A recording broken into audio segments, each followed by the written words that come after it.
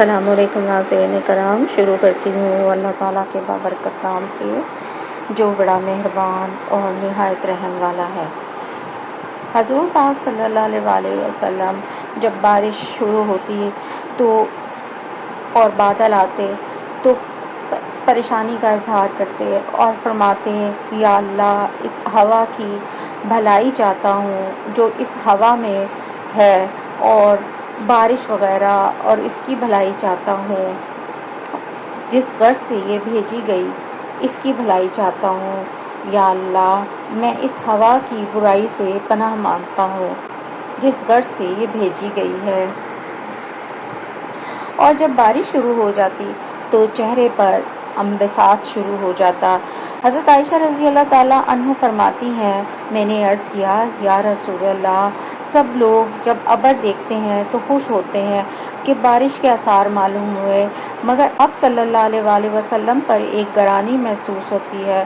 حضور صلی اللہ علیہ وآلہ وسلم نے ارشاد فرمایا، اے عائشہ، مجھے اس کا کیا اطمینان ہے کہ اس میں عذاب نہ ہو جو قوم عاد کو ہوا تھا۔ وہ ابر دیکھ کر خوش ہوئے تھے کہ اس ابر میں ہمارے لیے پانی برسایا جائے گا، حالانکہ اس میں عذاب تھا۔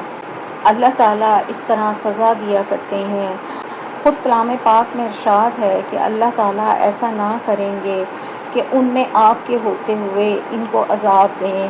اس وعدہ خداوندی کے باوجود پھر حضور اقدس صلی اللہ علیہ وآلہ وسلم کے خوف الہی کا یہ حال تھا کہ ابر و آندھی کو دیکھ کر پہلی قوموں کے عذاب یاد آ جاتے، اور اسی کے ساتھ ایک نگاہ اپنے حال پر بھی کرنا ہے کہ ہم لوگ ہر وقت گناہوں میں مبتلا رہتے ہیں۔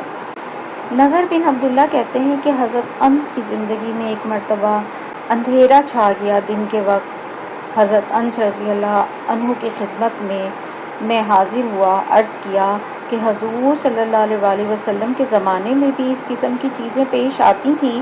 انہوں نے فرمایا، خدا کی پناہ، حضور صلی اللہ علیہ وآلہ وسلم کے زمانے میں تو ذرا بھی ہوا تیز ہو جاتی تھی تو ہم لوگ قیامت کے آ جانے کے خوف سے مسجدوں میں دوڑ جاتے تھے۔